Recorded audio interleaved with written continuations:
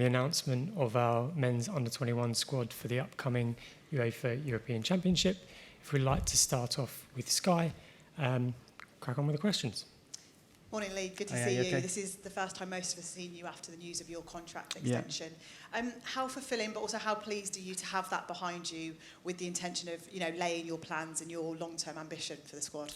Yeah, it's always nice to know that you're wanted and that you're valued. That's a big thing for what I do. I really enjoy my job. I'm proud of the role that I do, and signing an extension was a good moment. So yeah, it means that now we can. I was always looking forward to the tournament, but to know that you're valued and that people feel that you're doing a good job is a big thing. We've also seen the squad announcement this morning as well. I just wanted to get some confirmation about who will take up that captaincy role and why you've chosen that player, if that's okay. Yeah, so James McAtee will captain the team. So James is a very important player to the team and to the squad. He's a player that's done really well in the past, player that I've coached for a while. So enjoy working with him. There's a lot of players in the team and squad that are also capable of captaining the team, and that leadership role and that responsibility is something that I think will help his game. Mentioning James McAtee there, and the kind of that midfield trio. Of course, you haven't got Delap, but does that give opportunity for a player to kind of step up into that trio of Harvey Elliott, Liam Delap, and potentially an Archie Gray or a Hayden Hackney, perhaps? Yeah, I think it's important that we've got quite a few players missing. One of the negatives of watching that last game of the season in the Premier League is that you're losing 2 or 3 players, and obviously with the Club World Cup as well, we weren't able to select some players. So I think we have to be creative with our team selection and the way that we try and get the players into the team. Obviously not trying to replace like for like, but trying to play to the players' strengths, and I think we can do that. And finally, just one more from me. Bit of speculation around Jobe Bellingham. He's named in the squad, but there was links to Borussia Dortmund and him moving there. I just wanted to get some clarification that move, by the looks of it, won't be happening. And well, Jobe's an important part of the squad. I think the FIFA window closes on the 10th of June, so we just have to make sure that we're flexible, similar to what we've done with all of the players. We're here to support them. Make sure we help them as much as we can. Jobe's, like I say, is an important part of our squad and will be travelling with us. Hi Lee, how are you? Very well, thank you. There was quite a bit of pressure on you 2 years ago to win this because you had a very experienced squad. Yeah. And I think everybody thought this was a squad that would go on and win it, and you did. What's the pressure like having to defend it? Because again, won it for 40 years, but you haven't defended this either for 40 years. Yeah, I always found that was quite unrealistic, that pressure that was put on the team, because for a country that's only won it twice in the past, to be expected to win it every time we go to it I think is unrealistic. I think the fact that we've won it 82 and 84, 2023, it's a brilliant target to go for, to try and do it again, to try and replicate Dave Sexton's achievements. If we can, we're definitely going out to try and do that. It's important that this next generation of England players believe that they can win major tournaments. I think that'll help long term with the senior team as well. So these players are used to playing with that expectation day in, day out. So it should be no different with England. Moving on from that point about the players should be expected to win major tournaments, how disappointed are you that Liam Delap is not with you? He's joined Chelsea and opted to go to the World Club Cup. He could have played for you and still gone to the World Club Cup and played in the latter stages for Chelsea. I think I'm definitely not disappointed. I'm delighted for Liam and his family. I think it's a brilliant thing for an English centre forward to play in the Premier League at such a prestigious club like Chelsea. Hopefully he'll do really well there and push for the senior team, and we'll move on. We moved on quite quickly. I think we've always known that 2 or 3 of the players could move to clubs that were playing in the Club World Cup, and we've been preparing for this now for a while. I know one's a FIFA tournament, one's a UEFA tournament. Yeah. Does there need to be more joined up thinking then in the football calendar? Because firstly the players are obviously playing a lot of games, but if tournaments are going to overlap. Yeah. Well, I think it probably gives the status of the under-21 tournament probably a little bit down the pecking order. So I sort of understand that, but we still see it as a really important tool to use to help develop the players for the senior team. Finally, the opening game against Czech Republic. Yeah. Czechia, I think as they're called now. I've been to many under-21 tournaments before. Yeah. The first game is absolutely crucial not to lose. Yeah. Yeah, definitely. I think it's so important that you get off to a good start. You know, the 3 games that we've got, we showed in our previous campaign that Czech Republic are a very difficult team to play against. We played against them in the qualifying campaign as well, so we expect a very difficult, tough game. The fact now that it's on live on Channel 4 is a brilliant thing for us. TalkSport. And TalkSport, yeah. So it's brilliant that we got that back in, and hopefully the people back home really enjoy watching the team play. Cheers, Lee. Thank you. No, other way.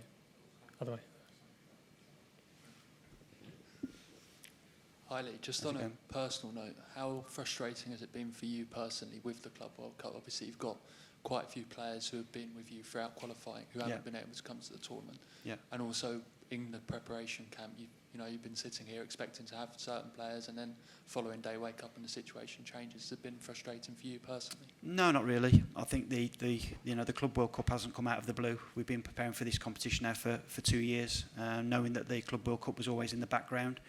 I think what it has done is made sure that we were adaptable and able to monitor a lot more players, knowing that this potentially could come into play. So yeah, it's not frustrating by one bit, and I definitely still see the importance of some of our players that will play in that competition. It's a brilliant thing for them to do. And maybe the one thing like in the squad with Lee and Delap leaving is a number 9. Tom Fellows is going to travel with the group as well. Yeah. Is he ready to step up at any time should he need be? Well, we'll see. There's a lot of players that can play in that position. Like I say, we've been watching them. We've tried to pick a squad that's got a lot of different kind of profiles, players that can play in different positions. So I think we've definitely got a lot of opportunity and options in them positions. No more questions in this section.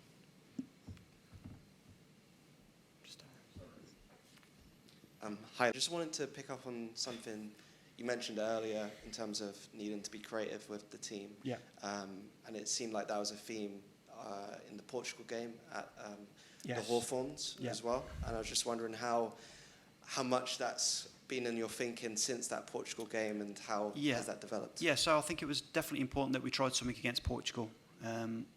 In terms of we tried 3 at the back, but then obviously in the last Premier League game you lose Jobe Branthwaite and Taylor Harwood-Bellis, that are 2 centre backs that potentially would have played as 2 of the 3. So what we tried that system.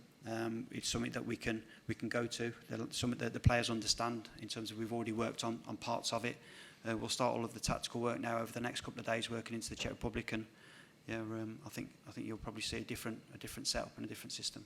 And just walking in today, sorry, it's my first time here, so I didn't realise there's so many kind of reminders of the 2023 success. Yeah. I was just wondering, obviously it's a different team, 2 players are still here, but how much is spoken about 2023, or is it not much at all? No, not much. I think it's really important that we understand this is a development tournament. Then players have moved on to the senior team. I think what I have spoke about is the importance of if we can get a team that can win it, how that works then in the future with the making senior debuts. So for instance, from the 2023 team that won, we had 9 debuts into the senior team, and it was the same. Maybe not as many in 84 and not as many in 82, but there's definitely a correlation between winning at under 21 level and going through to the senior team, which is obviously what we're here for. Thanks. Thank you. Hi Lee. How's it going?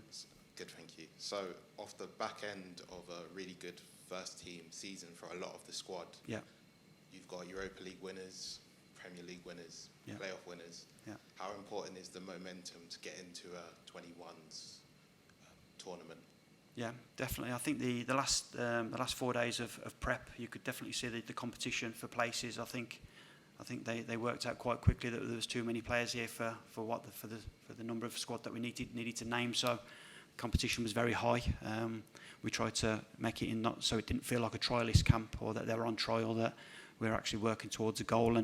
But they were very good, and I think we can all see the importance, especially from the players, of representing England, which is what you want. You want them proud, and you want them to feel that there's an achievement just to get in the squad. And then the next thing is now making sure that we get off to a good start. As you said, there's a lot of competition for places. Yeah. So how flexible would you say you would be for the talent you have, as you've got a lot of attacking talent, the midfield and defence and the keepers are very good this year. Yeah. Does that mean you prepare differently, or are you going with the same game plan? No, we definitely prepare differently. I think it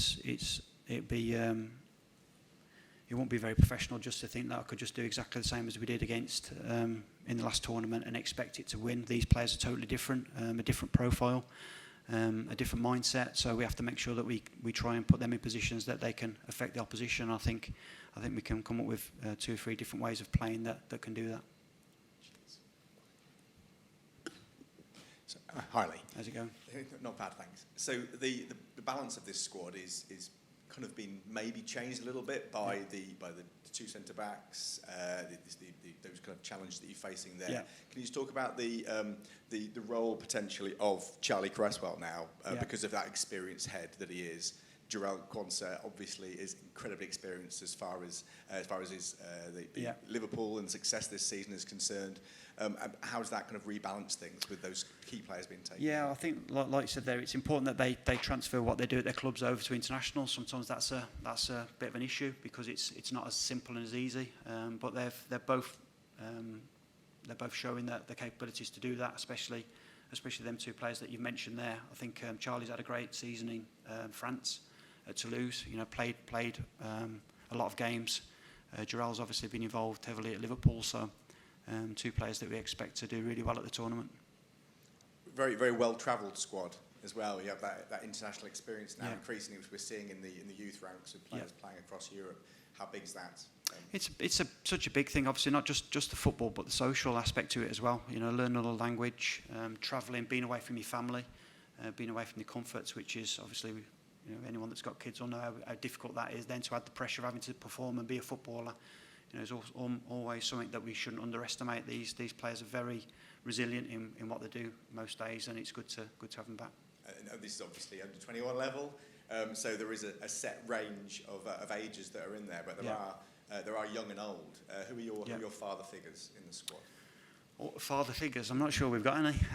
They're all very young still. I think that it's obviously Harvey was at the last competition, as was Charlie. So we've got 2 that have been there and done it, so to speak. I think it'd be fair to say that probably them 2 wouldn't be best pleased on how much they played over in Georgia. So it's a great chance for them 2 now to lead by example, but also pass on their knowledge of players that maybe don't play as many minutes and understand that, you know, it is a squad game and using that experience for that.